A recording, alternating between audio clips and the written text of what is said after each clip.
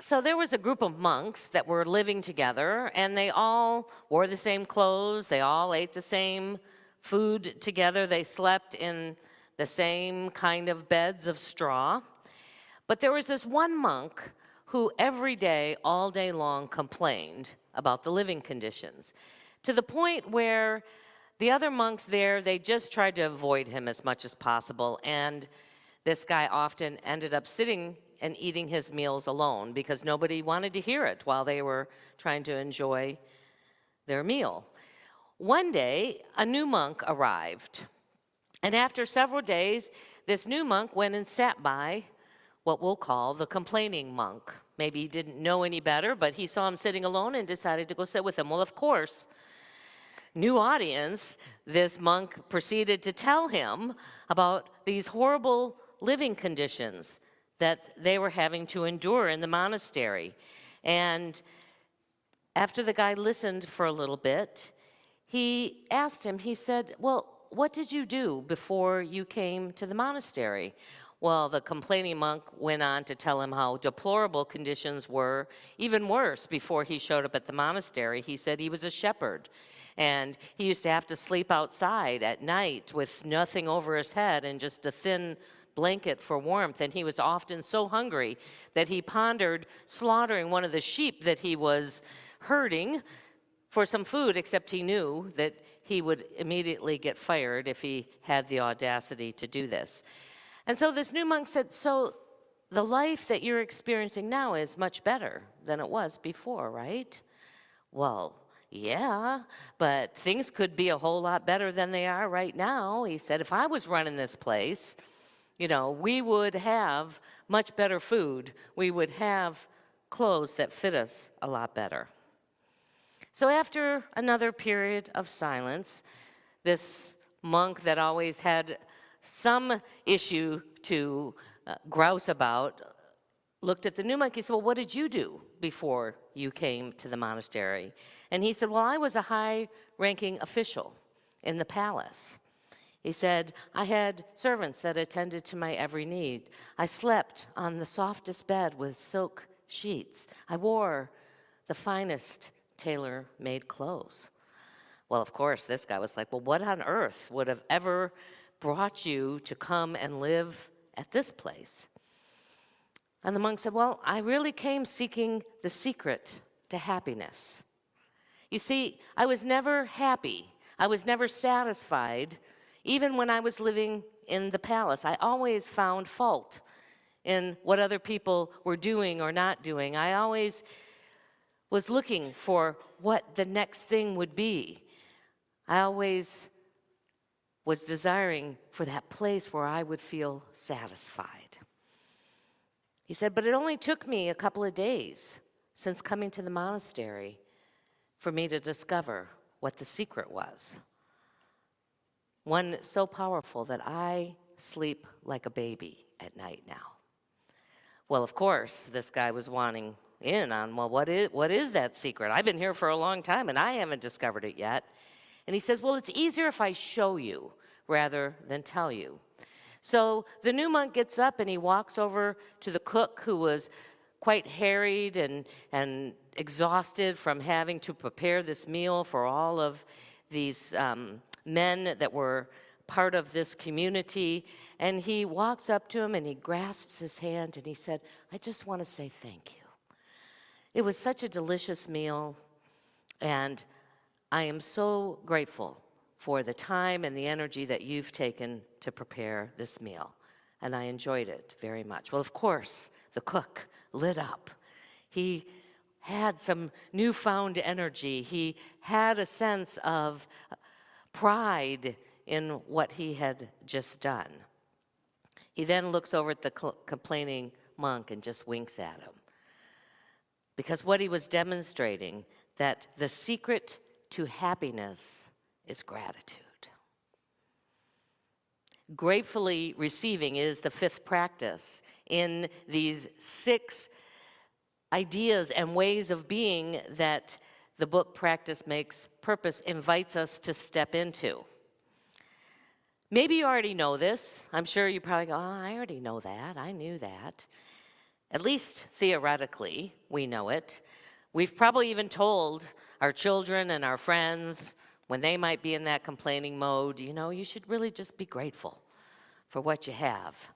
We might even occasionally catch ourselves and try and tell ourselves, you likely or hopefully may experience some moments of gratitude throughout your day when something nice happens, when something that you weren't expecting and appreciate happens.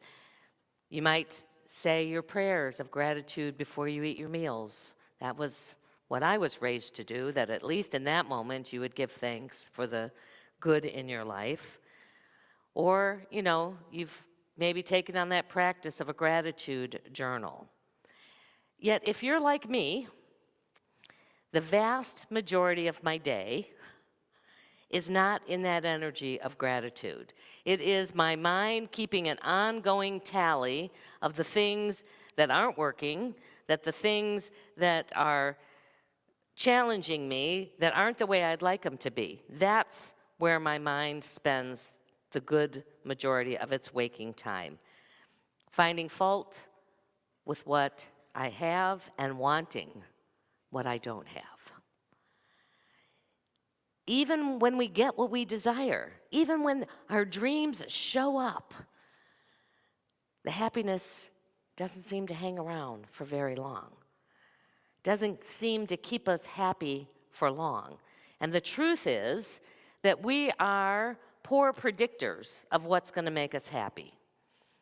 I don't know if you've seen that. There was a lot of things I thought if I could only have this, experience this, do this, then I'll be happy. And yet, when many of those things came to pass, the happiness wasn't there very long. I likened it to when my kids were growing up, and they'd see that toy in the commercial on TV and beg and beg and beg and beg, and then they'd get it. And they'd play with it for a day or two or maybe a week if I was lucky. And then, the desire, the happiness had moved on to something else. The enemy of gratitude is over familiarity. I want you to hear that. The enemy of gratitude is over familiarity, or another way of putting it is when we take for granted what's already there. Whether it's the support of a partner, whether it's the flavor of food, whether it's a beautiful sunrise or a warm bed to sleep in, or even just a roof over our head. Once those things are in place, we tend to expect them. We certainly will complain if any of those situations change, but we're rarely actively grateful for them. What would it be like if these things just disappeared? What would it be like if all of those things that we have as part of our daily experience that let us do all the things that we love to do, what would it be like if they just suddenly vanished? It's a great question to bring us back to that energy of appreciation. Gratefully receiving is really more than just about being thankful for what we have.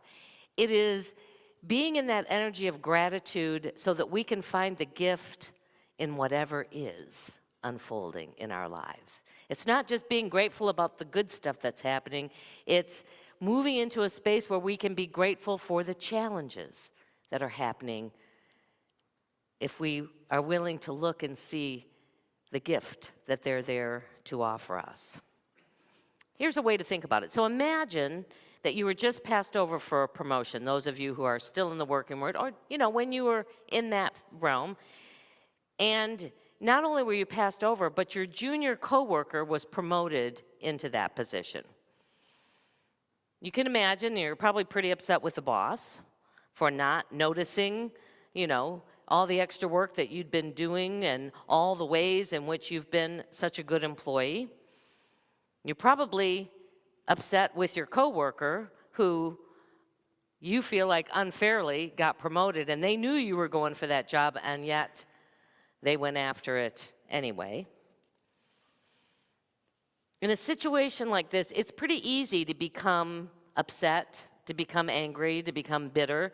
You might start complaining to those around you how unfair this was and how upset you are about being deprived of something that, in your mind anyway, was rightfully yours.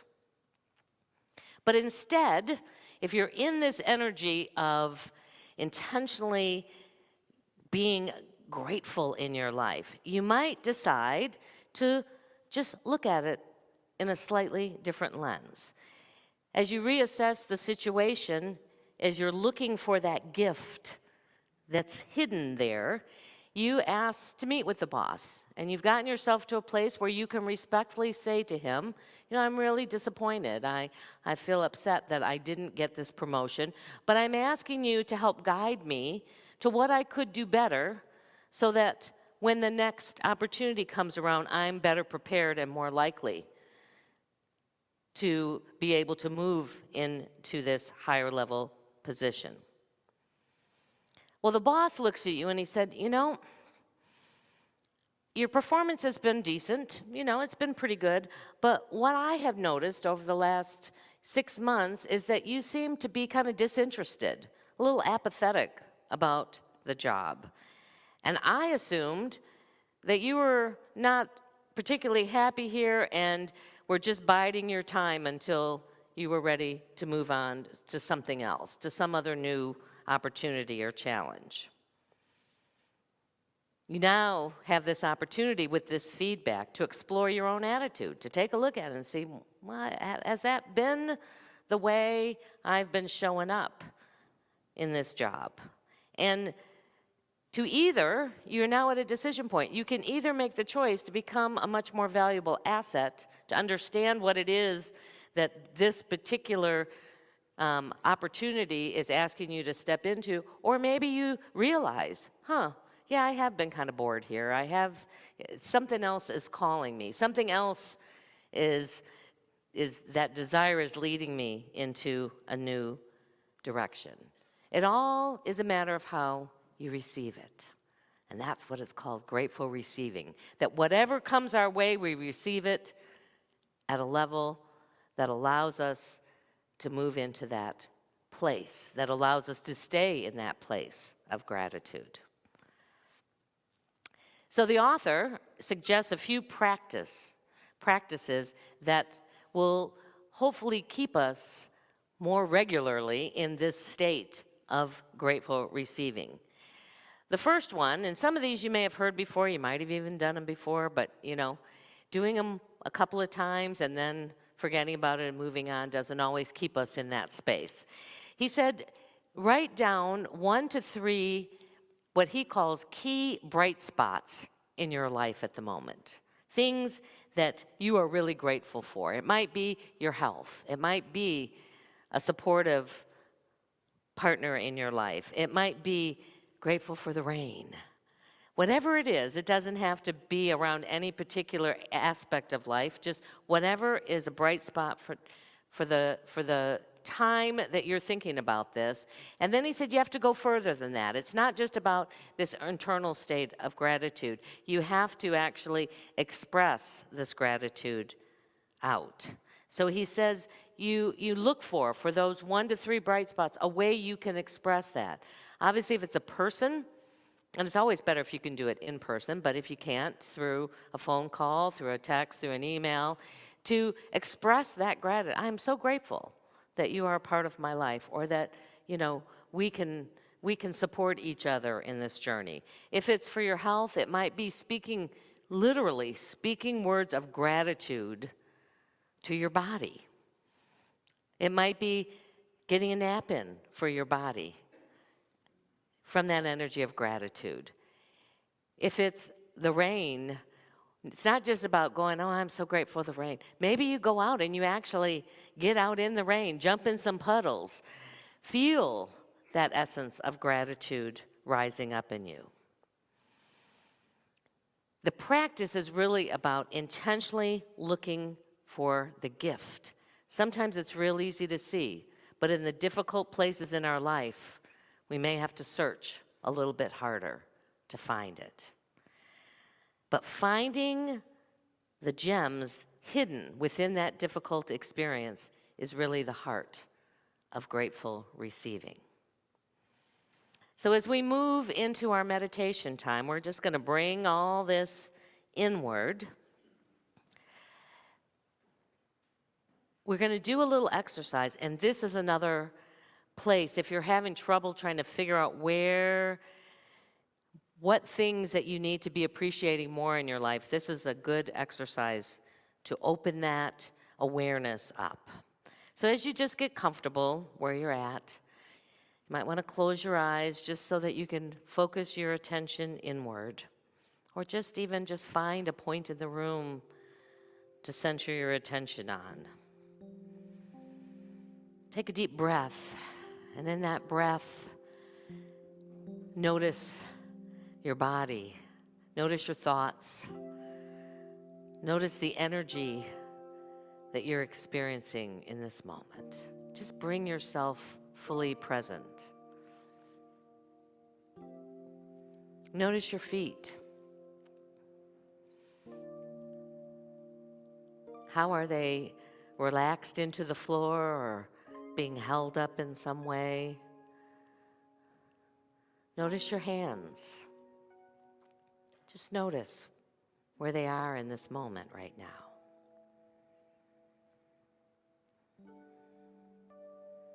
Notice your heart. Maybe even become aware of its rhythmic beating that's always going on within your body. Now imagine with me that you have taken this adventure off into space in an aircraft, and something goes wrong, and you realize that you're not going to be able to make it back to Earth. You can see Earth down below you in this beautiful array of colors. You don't have to worry about food or water. You have plenty of that left to sustain you for the rest of your life as you're out drifting in space. But as you're looking back at the earth, ask yourself, what would I miss? Would I miss the opportunity to just breathe the air?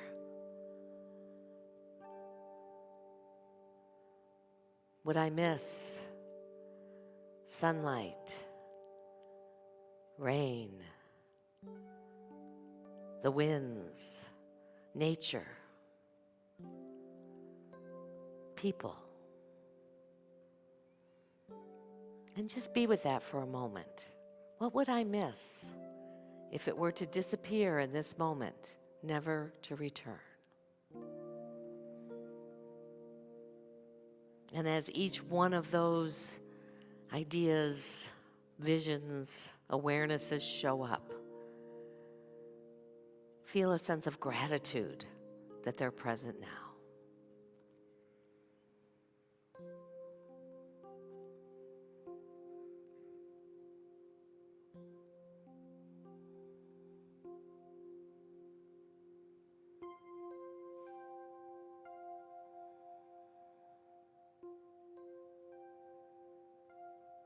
And then make a commitment this week to express that gratitude out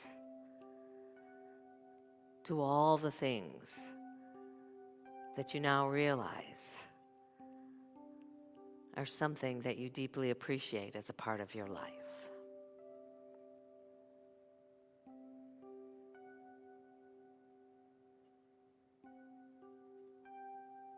And as you take another deep breath, let that breath bring your awareness back to this time and space. The awareness of your body and the chair that's supporting you.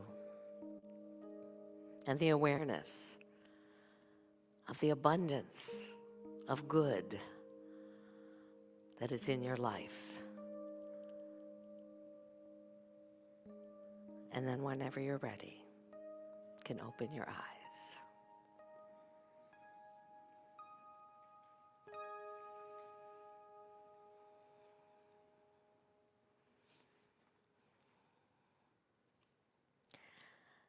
So in addition to this practice of grateful receiving, the final practice that he invites us to explore is what he calls cooperative building. It's really the practice of learning how to harness the tension in our relationships. There's always some tension in our relationships. I don't care if it's someone that lives in your household, if it's someone you work with, if it's someone that's in a group, if it's someone in this spiritual community.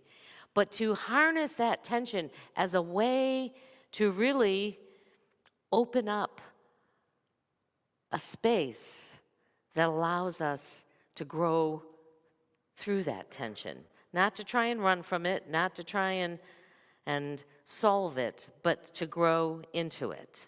It's a practice that we don't often do enough in our lives. It's our human tendency, or at least I'll speak for me, it's my human tendency to either want to avoid that tension altogether or to do what I have to do to win, to be right, to have things be the way that I think that they should be. And we can see the result of what happens when we become entrenched, inflexible in wanting things to be the way we want them to be or think that they should be. We can see it right now very clearly as a mirror in our political realm, where both sides, it's all about being right and winning. I don't care which side you're on, it's almost as if compromise or listening to the other has become a bad word. It becomes somehow that you're weaker if you're willing to engage in that tension with someone else.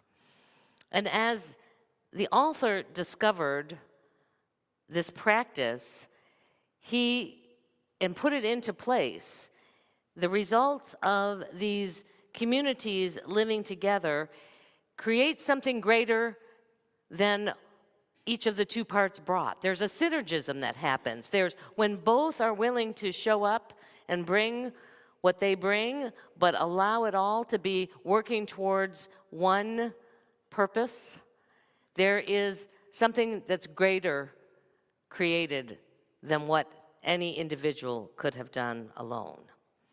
And he didn't just write the book about it. He decided he was going to put this into practice within or beyond the confines of his own personal life. He created a community. He created a nonprofit that's called New City Initiative. It's in Portland, Oregon. And this has been it's been around for quite some time now. And the purpose of that community was to help people who were either experiencing poverty or homelessness. That was the whole focus of that community. And the bigger purpose of this community was to create a test kitchen, as he called it, to try these 6 practices intentionally every day in their lives. He taught them to his coworkers, he taught them to the volunteers, he taught them to the clients that they served, those who came in to their community. He taught them these different practices. He taught them to people who were feeling powerless in the moment, and he taught them to the people who had, at least at that point in their life, great power. And he witnessed the transformation that happened as a result. When we commit to practicing living life in this way, we realize that nothing depends entirely on our own efforts. That we don't walk this as a single entity or even as a small group. We are part of this greater collective. And we discover that all of creation is really co-creation. Either us co-creating with that divine presence within us or co-creating with others. It is the outpicturing of that third principle that we hold within unity and the New Thought movement, this emergence of a new way of understanding that the way we think, the way we feel, the way we believe, our perceptions are what we use as our co-creative energy. And we also discover, I think, and this is going to be part of the place in the long run that we're going to run as a community together, the emergence of this new kind of synergism that happens when there's a collective energy moving, practicing, stepping in the best way they know how into something that's seeking to emerge. We discover that our purpose is not something out there. Our purpose is actually living from these practices, to blossom into our full potential as spiritual beings in this human experience. The purpose is never about what we achieve in the world, the degrees we earn, our status in society, or how much material stuff that we manage to accumulate. Our universal purpose, our universal human purpose, is to evolve into the full potential of who we are and who we've been created to be in this life. Jesus taught it in a slightly different way, but he said to those around him, and this has been the golden rule that has shown up in every religious belief. It is a universal belief: do unto others as you would have them do unto you. But what we learn, what we discover, that was something that people could grasp, but what the statement really means is, as you do unto others, you do unto yourself. There is nothing that you can do to someone else that doesn't have that same energetic effect on you. For we are one eternal body. We are one mind. We are one energy. What we put out is what we receive. It can't be different. It can't be changed. It can't be avoided. It is the way that the universe operates. So when we treat others with great compassion, we are more compassionate with ourselves. When we listen with an open heart, we hear more clearly our own collective heart. When we're intentional in our yes and in our no, we co-create with passion. When we share unconditionally, we receive unconditionally. And when we seek the gift in every situation, we experience our interconnectedness. The tensions, the dynamics in our world, when we lean into those, we create the space where everyone can make a positive contribution to this life. Part of our journey is to live into our evolutionary process, our evolutionary purpose. And as a practice right now, I'm using transforming lives and making a positive difference in the world. That is our global, however that looks, the outpicturing of it doesn't really matter. It's, are we living into that purpose? It is the same power that allowed Jesus to do just that in his short time on the planet.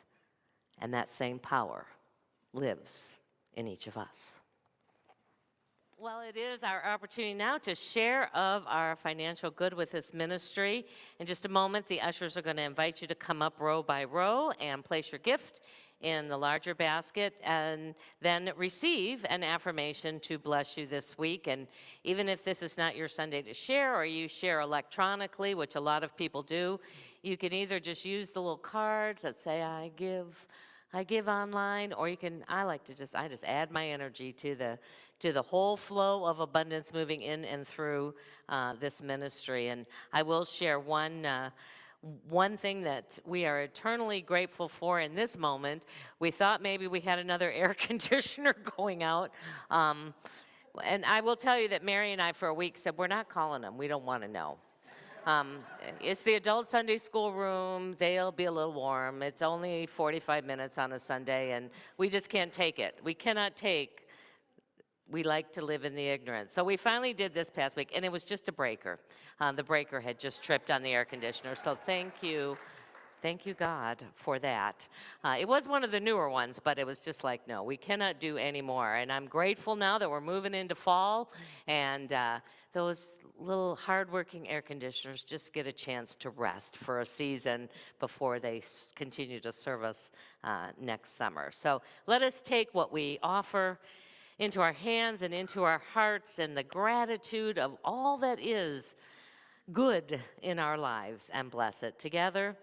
Divine love, through me, blesses and multiplies all that I have, all that I give, and all that I receive. Thank you, Father, Mother God. I'll stand up, let's join hands, and we'll do our peace song.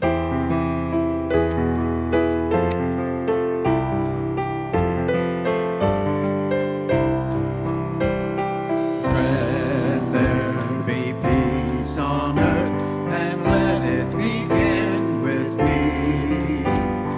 Let there be peace on earth, the peace that was meant to be. With God as our Father, family all are we. Let me walk with my family in perfect harmony. Let peace begin with me. Let this be the moment now. With every step I take, let this be my joyous vow. To take each moment and live each moment in peace eternally. Let there be peace on earth, and let it begin with